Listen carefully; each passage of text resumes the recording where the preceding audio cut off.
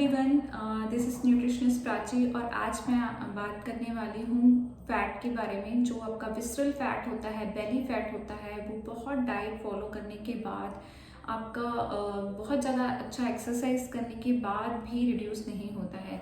तो कहीं ना कहीं आप कोई ना कोई मिस्टेक्स करते हैं जिसके कारण आपका बेली फ़ैट रिड्यूस नहीं होता है। तो ऐसे कौन से टिप्स हैं जिनको आप फॉलो करके अपना बेली फ़ैट रिड्यूस कर सकते हो। तो मेरा फर्स्ट टिप है keep I on your carbohydrates. जिस दिन आप एक्टिव नहीं रहते हो उस दिन आपको कार्बोहाइड्रेट्स का इंटेक कम करना है। कार्बोहाइड्रेट्स जैसे कि हमारी राइस, रोटी, पटेटोज़ और जो भी कार्बोहाइड्रेट्स रिच फूड होते हैं उनको आपको रिड्यूस करना है। तो ऐसा नहीं है कि आपको कार्बोहाइड्रेट्स नहीं लेने हैं, बट आपको उसे रिड्यूस करना है। जैसे आपने अगर ब्रेकफास्ट में कार्ब्स खाए हैं तो लंच में आप कार्ब्स अवॉइड कर सकते हैं, और लंच में अगर आप हाफ कार्बोहाइड्रेट का पोर्शन रखें तो डिनर में आप कार्ब्स अवॉइड कर सकते हैं। सेकंड जो मेरा टिप है वो है कि आप वेट लिफ्टिंग कीजिए। अगर आप सिर्फ वॉक कर रहे हैं या फिर ऐसे ही कुछ नॉर्मल एक्सरसाइजेस कर रहे हैं तो उससे आपका बेली फैट रिड्यूस नहीं होगा। आपको वेट ट्रेनिंग बहुत ही इम्पॉर्टेंट है। अगर आप वेट ट्रेनिंग करते हैं तो उससे आपके जो स्टमक की मसल्स हैं वो वर्क करती हैं, और आपकी जो स्टमक की मसल्स होती है बहुत छोटी छोटी होती हैं, तो उसे इंगेज करना बहुत ज़रूरी होता है। इसके लिए आपको वेट ट्रेनिंग और जो बेली एक्सरसाइजेस हैं वो करनी बहुत ही इम्पॉर्टेंट है। मेरा थर्ड टिप है write down what ever you eat.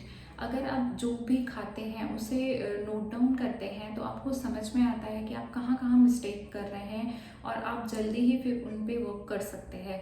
But अगर आपको लगता है कि आप अच्छा डाइट फॉलो कर रहे हैं बट फिर भी वेट रिड्यूस नहीं हो रहा है, तो कहीं ना कहीं आपके जो डाइट में है वो कुछ ना कुछ ऐसा चल रहा है जिससे आपका बेली फैट नहीं जा रहा है। तो अगर आप उसे लिखते हैं तो उससे ज़्यादा अच्छे से समझ पाते हैं और उस पर आप वर्क कर सकते हैं।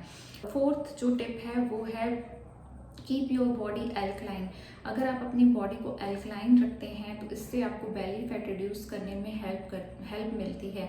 तो आपको अपनी बॉडी को एल्कलाइन कैसे रखना है? एल्कलाइन रिच फूड आपको डाइट में इंक्लूड करने हैं, वेजिटेबल्स, फ्रूट्स और lemon water, chia seeds water, कुछ आप मिंट वाटर, डिटॉक्स वाटर भी बना के रख सकते हैं जो आपकी बॉडी को एल्कलाइन करते हैं। और सबसे अच्छा तरीका आपकी बॉडी को एल्कलाइन करने का होता है वाटर इनटेक। अगर आप कम पानी पी रहे हैं तो अपना वाटर इनटेक चेक कीजिए और पानी का इनटेक बढ़ाइए, जिससे आपकी बॉडी एल्कलाइन रहेगी और आपको फैट लॉस में काफ़ी हेल्प मिलेगी।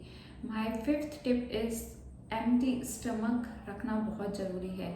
हम हमेशा ही खाते रहते हैं, तो जब हम खाते ही रहेंगे तो लीवर को जो डिटॉक्सिफिकेशन का टाइम मिलना चाहिए वो नहीं मिल पाता है, जिसके कारण हमारा बेली फैट जो है वो इंक्रीज़ होने लगता है। तो आप फास्टिंग कीजिए, जैसे कि आप अपना डिनर जल्दी फिनिश कर सकते हैं 7 o'clock तक, और नेक्स्ट डे फिर आप 8 या 9 बजे तक कुछ ना खाइए। तो इससे 12 घंटे की आपकी फास्टिंग हो जाती है। 12-13 घंटे की, जब तक आपको भूख नहीं लगती है तब तक आपको मॉर्निंग में कुछ नहीं लेना है। और इस तरह से आपका जो लीवर है वो उसको टाइम मिलता है और वो डिटॉक्सीफाई होता है, जिससे आपका बेली फैट जो है वो रिड्यूस होता है। तो ये थे मेरे टिप्स जो आप फॉलो करके देखिए। अगर आपको कोई क्वेश्चंस है तो कमेंट सेक्शन में लिख सकते हैं। आप हमारा न्यूट्रीफाई मी ऐप भी डाउनलोड कर सकते हैं, जिसमें आपको बहुत सारे हेल्दी रेसिपीज़ मिलेंगे और आप अपना कंसल्टेशन डाइटिशियन से बुक कर सकते हैं। So thank you for watching.